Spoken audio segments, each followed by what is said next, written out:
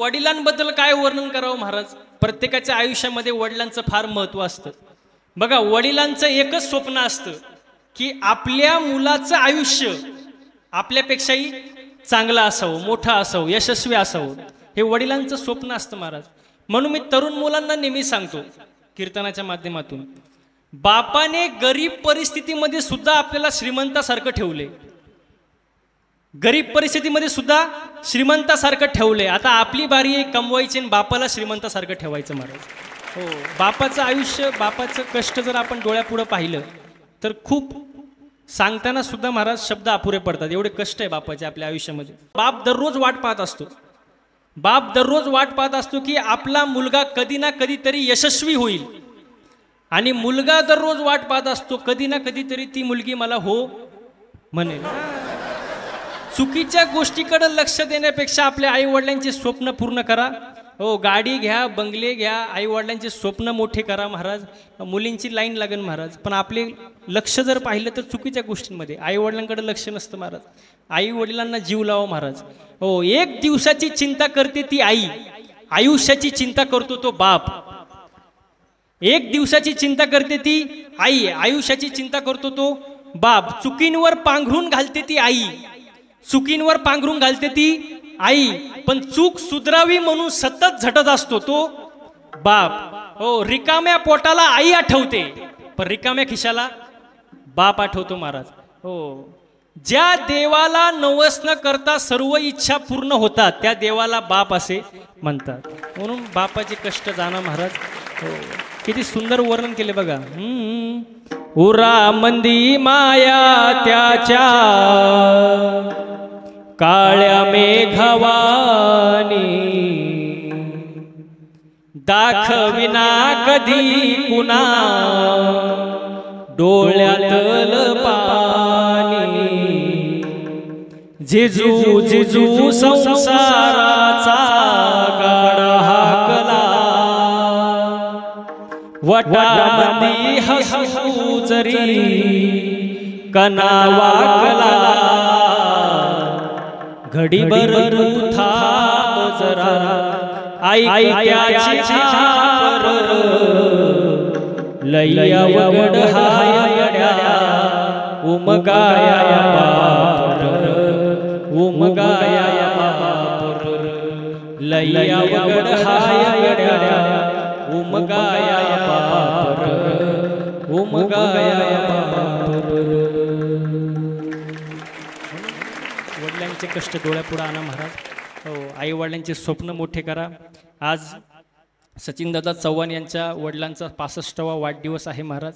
आणि या वाढदिवसानिमित्ताने कीर्तनाचा कार्यक्रम आयोजित आहे महाराज. हो, खऱ्या अर्थाने त्यांचं भाग्य उजळलं महाराज. आजचा जो अभंग आहे त्या अभंगामध्ये तुकोबारे म्हणतात की माझं भाग्य उजळलं. आता भाग्य उजळणं कशाला म्हणतात? हो, एक असतं पारमार्थिक आयुष्य, एक असतं संसारिक आयुष्य.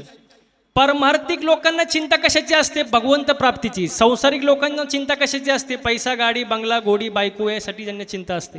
पण तुकोबाऱ्या म्हणतात माझं भाग्य उजळलं, माझी चिंता संपली. का? संत दर्शनी हा लाभ पद्मनाभ जोडला. संतांच्या आयुष्यामध्ये भेट झाली आणि पद्मनाभ म्हणजे ज्यांच्या नाभीतून कमळ आलंय म्हणजे कोण? भगवंत. भगवंताची मला प्राप्ती झाली. संत दर्शने हा लाभ पद्मनाभ जोडला. आता तो जो देव आहे, तो जो देव प्राप्त झाला आहे, जोडला आहे, तो कुठं ठेवला? संपुष्ट हृदय पेटी, हृदयामध्ये साठवला. करुणी पोटी साठवू. आणि साठवलेला देव कुठं होता? तो अगोदरपासूनच होता. तुका म्हणे होता ठेवा आणि तो या भावा सापडला. आता सापडला हा जो शब्द आहे तो कधी समोर येतो?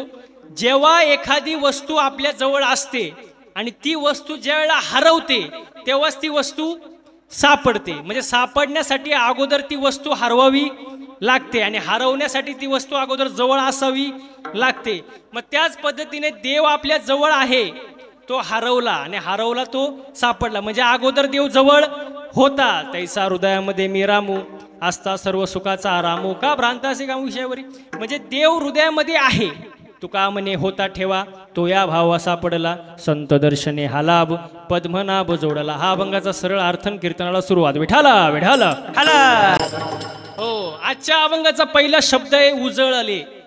उजळले या शब्दाचा अर्थ काय? महिला मंडळ तुम्ही जाता सोनाराच्या दुकानात, काय करता? अहो सोनाराच्या दुकानात तुम्ही बोला ना, म्हणजे मला समजेल. तुम्ही सोनाराच्या दुकानात जाता ना? सोनाराच्या दुकानात कशासाठी? काय म्हणले? सोनं काय? सोनं उजळायला नाही ना, आपला शब्द चाललाय उजळले. उजळणे म्हणजे काय? तुम्ही जाता ना सोनं उजळायला, काळं झालं उजळायला. बघा, चमकवण्यासाठी जे केलं जातं त्याला काय म्हणतात? उजळणे. आणि भाग्य, भाग्य कशाला म्हणतात? आपण आपल्या आयुष्यामध्ये भाग्यवान कोणाला म्हणतो? ज्याच्याकडे जास्त पैसा आहे त्याला आपण काय म्हणतो? हा लई भाग्यवान आहे. काय म्हणतो आपण? हा लई भाग्यवान आहे. ज्याच्याकडे जास्त पैसा त्याला म्हणतो आपण हा भाग्यवान आहे. पण एक वाक्य सांगू का? पैसा जरूर कमवा, पैसा जरूर कमवा, पण त्या पैशांची नशा येऊ देऊ नका.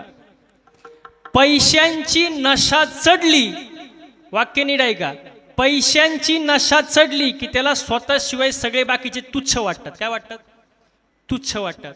हा, पण ज्या वेळेला दुःखाची चाहूल लागते, दुःख आपल्या आयुष्यात येताना दिसतं, त्यावेळेला त्या पैशांची जी धुंदी आहे का ते उतरायला लागते. पण त्यावेळेला बरेच नाती तुटलेले असतात महाराज. हो, आज सगळी जी नाती आहे ते पैशांवर अवलंबून आहे. मग ते बाप लेकाचं नातं असू, भाऊ बहिणीचं नातं असू, मित्र मित्राचं नातं असू, कोणतंही नातं असू द्या, किंवा नवरा बायकोचं नातं असू, सगळे जे नाते आहे ते पैशांवर अवलंबून आहे. तुम्ही बघा, जोपर्यंत एखादा माणूस पैसा कमवतोय तोपर्यंत तो चांगला नवरा आहे, चांगला बाप आहे, चांगला भाऊ आहे, चांगला मित्र आहे. पण काही कारणास्तव ज्या वेळेला तो आजारी पडतो ना अंथरुणावर खेळतो, त्यावेळेला त्याच्याच जवळची माणसं त्याच्या मृत्यूची इच्छा व्यक्त करतात. तो सर्व नात्यांसाठी ओझं बनतो. हे कलियुगातील वस्तुस्थिती आहे महाराज. मग तुम्ही म्हणाल याच्यासाठी उपाय काय महाराज? उपाय एकच, उपाय एकच, पैसा भरपूर कमवा, पण त्याच्यापेक्षा जास्त पुण्य कमवा. पैसा जास्त कमवा पण त्याच्यापेक्षा जास्त पुण्य कमवा. पैसा ठेवायला जागा लागते, जागा. पण पुण्याचं तसं नाही, पुण्य दिसत नाही. पण एक वाक्य सांगू का? कमवलेल्या पैशांचं काम जिथं थांबतं तिथून पुढे केलेल्या पुण्याचं काम चालू होतं महाराज.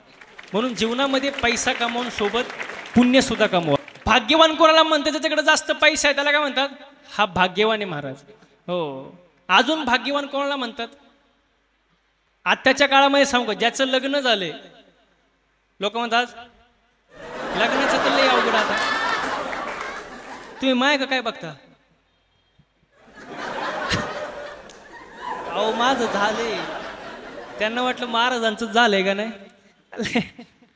पैशांचं, ज्याच्याकडे पैसा तो भाग्यवान, ज्याचं लग्न झालं लोक म्हणतात भाग्यवानी, पण लग्नाचं लय अवघड झाले महाराज. आता परिस्थिती एवढी अवघड आहे महाराज. हो, जावई पैशावाला भेटला म्हणून बाप अख्ख्या गावात सांगत सुटला. जावई पैशावाला भेटला, बाप अख्ख्या गावात सांगत होता. पण 1 वर्ष झाले लग्नाला, पोरीच्या चेहऱ्यावर समाधान नव्हतं महाराज. वाक्य नीट ऐका, पैसान गाडीन बंगला बघण्यापेक्षा मुलगा समजूतदार बघा महाराज. कारण पिंजरा सोन्याचा जरी असला तरी पिंजरा तो पिंजराच महाराज. हो, पैसा गाडी श्रीमंती बघण्यापेक्षा मनाची श्रीमंती बघा. तुम्ही सुखी झाल्याशिवाय राहणार नाही महाराज. लग्नाचं आता लय अवघड महाराज. ज्याचं झालंय त्याचं बरं आहे, पण ज्याचं नाही झालं ते रोज एकच गाणं ऐकतं, यंदा यावं माझं नाव साजनीच्या उखाण्यात. आणि एकदा का लग्न झालं की त्याचं गाणंच बदलतं, ये क्या हुआ क्यों हुआ. ते पोरग म्हणते कैसे हुआ, त्याचं कुठं झालं लग्न. लग्नाचं लय अवघड महाराज. शादी का लड्डू खाए वो भी पचताय और ना खाए वो भी पचताय महाराज. लय अवघड विषय महाराज. इथं भरपूर तरुण मुले आलेत कीर्तनाला, त्यांना मी एक लहान भावासारखं मार्गदर्शन करतो, पटलं तर घ्या. बघा, मुलगा पाहत असताना लई देखणं बघू नका, लई श्रीमंत बघू नका, लई बंगल्यावाला बघू नका, लई गाड्यावाला बघू नका. मुलगा पाहत असताना फक्त निर्व्यसनी बघा, तुमचं आयुष्य सुखी झाल्याशिवाय राहणार नाही महाराज. हो, निर्व्यसनी बघा. जो स्वतःच्या पायावर उभा आहे, आईवडिलांची सेवा करतो, कष्ट करतो महाराज, निर्व्यसनी आहे, अशा मुलांना मुली द्या महाराज. हो, ज्याचं लग्न झालंय त्याला भाग्यवान म्हणतात, ज्याच्याकडे जास्त पैसा आहे लोक त्याला भाग्यवान म्हणतात महाराज.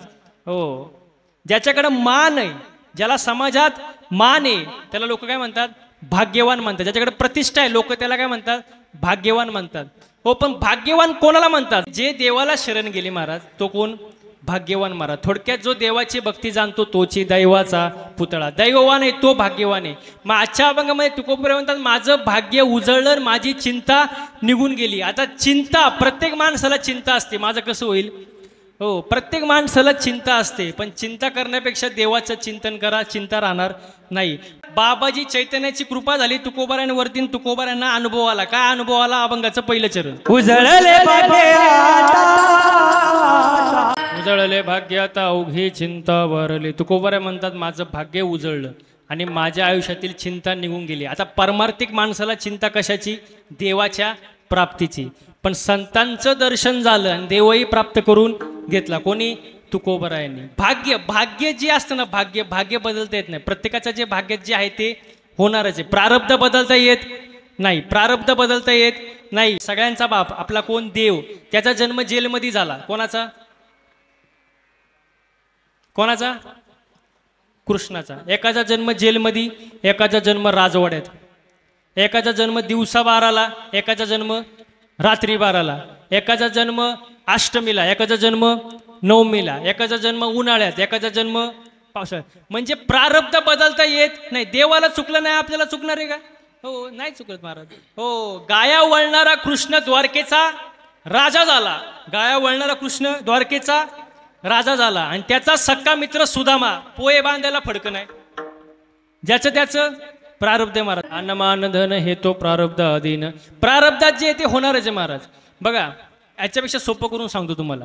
बघा, एकाच खाणीतले दगडे, एकाच खाणीतले 3 दगडे, एका दगडावर लिहिले नारळ येथे फोडा, एका दगडावर लिहिले चप्पल येथे काढा आणि एका दगडावर लिहिले मूर्तीला स्पर्श करू नका. ज्याचं त्याचं काय बोलत जा, ज्याचं त्याचं काय प्रारब्ध आहे. नाही समजलं का. बघा, अजून एक उदाहरण देतो. पाणी एक आहे, मोटार एक आहे, विहीर एक आहे. पाणी मिरचीला गेलं तिखट झालं, कारल्याला गेलं, बोलत जा, कारल्याला गेलं कडू झालं, उसाला गेलं, हे ज्याचं त्याचं प्रारब्ध आहे. नाही समजलं.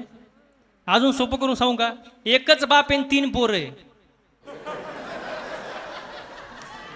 एकच बाप आहे, 3 पोरं आहे. हो, थोरलं दारू पितंय, मधलं जुगार खेळतंय, लहान पोरगी घेऊन पळून गेलं, बापाचा काय दोष. म्हणजे ज्याचं त्याचं काय प्रारब्ध आहे आणि प्रारब्ध बदलता येत नाही. मग तुम्ही म्हणाल काय करता येतं, कर्म बदलता येतं ना. माणसाच्या हातात काय कर्म आहे. कर्म माणसाचं कसं पाहिजे, चांगलं पाहिजे महाराज. कर्म, हो, चांगलं बोललं पाहिजे, चांगलं वागलं पाहिजे, माणसाचं बोलणं चांगलं पाहिजे महाराज. आपल्या बोलण्यामुळं समोरच्याला समाधान मिळालं पाहिजे, हे पाहिजे आपलं बोलणं महाराज. वेचिते वचन जेणे राहे समाधान.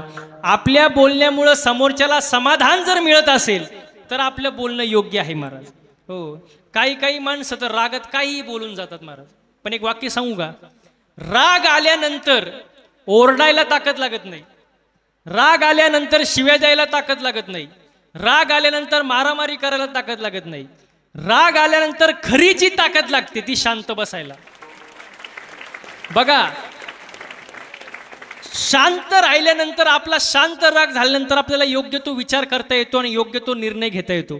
म्हणून रागात कधी कुठला निर्णय घेऊ नये, रागात कधी माणसाने बोलू नये महाराज. हो, कारण अर्थ निघतात डोक्यातून महाराज, विचार निघतात हृदयातून, पण अर्थ निघतात डोक्यातून. ज्यांनी जीभ जिंकली त्यांनी जग जिंकलं महाराज. म्हणून बोलताना विचार करून बोललं पाहिजे महाराज.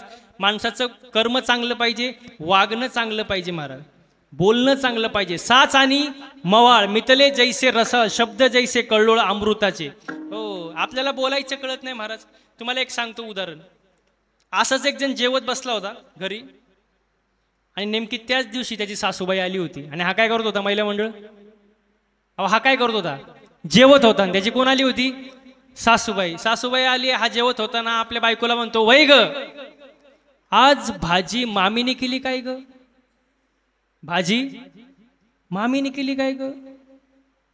ती किचन मधूनच पळत आली, म्हणली, बया तुम्हाला कसं काय कळलं. भाजी माझ्या आईनीच केली, पण तुम्हाला कसं काय कळलं? तो म्हणतो किती सोपं आहे, रोज भाजीमध्ये काळा केस निघायचा, आज पांढरा केस निघाला.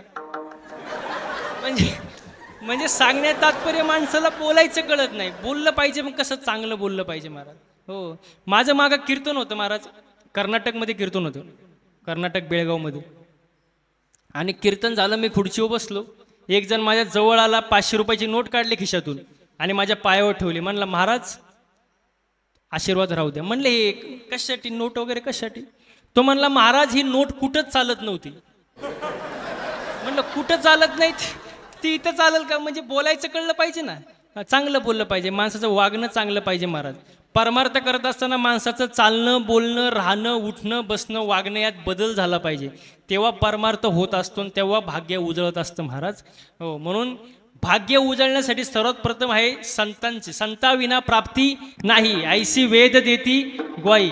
संतांशिवाय काही होऊ शकत नाही महाराज. अरे प्राप्तीस उपाय धरावे संतांचे ते पाय, तेने साधती साधने तुटते भवाचे बंधने.